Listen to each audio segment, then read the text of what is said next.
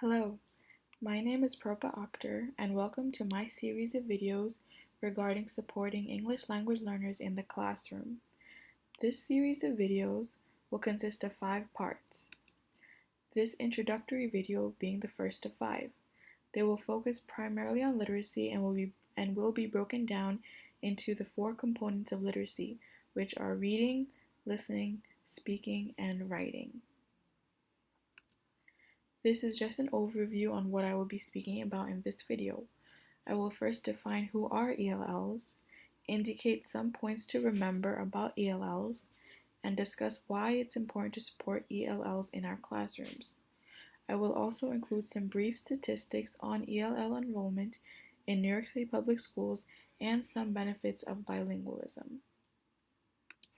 Let's begin by going over who are ELLs.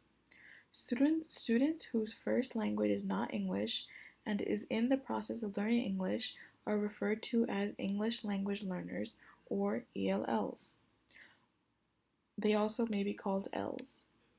Other terms you may come across in this similar field are LTE, or long-term ELLs, ESL, English as a second language, ENL, English as a new language, and Limited English Proficient, or LEP. There are some misconceptions around English language learners, so I will discuss some points to remember when working with them. Some may think that all English language learners were born outside the United States. However, some ELLs were born in the US and some are recent immigrants. Almost 50% of ELLs in New York City were born in the US. Another point is that although a student isn't proficient in English, it doesn't mean that they are not educated in their native language or home country. Education background varies. Similarly, primary language varies, which may be similar to or very different from English. The directionality could be different, which is the direction words are written or read.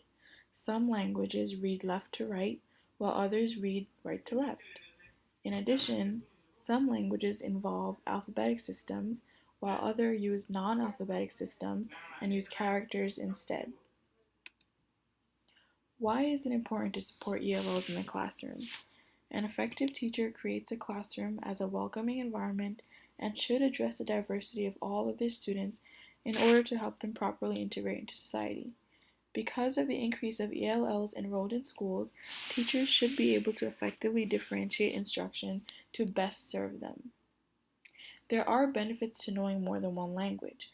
Bilingualism is having the ability to use 2 languages. Here are some benefits of bilingualism.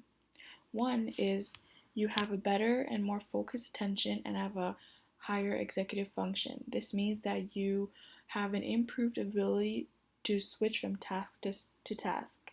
So if you know 2 languages, you have to understand who to speak those 2 languages with and how quickly to change it.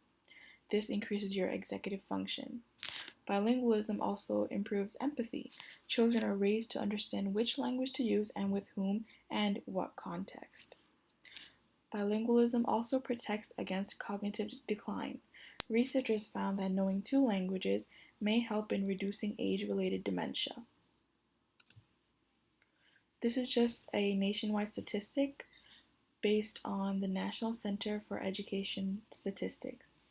Spanish was the home language of 3.7 million ELL students in 2014 to 2015, representing 77.1% of all ELL students and 7.6% of all public K-12 students. Arabic, Chinese, and Vietnamese were the next most common home languages. This concludes my first video of 5. The next videos will have strategies to implement into instruction to support English language learners in the 4 components of literacy, which are reading, listening, speaking, and writing.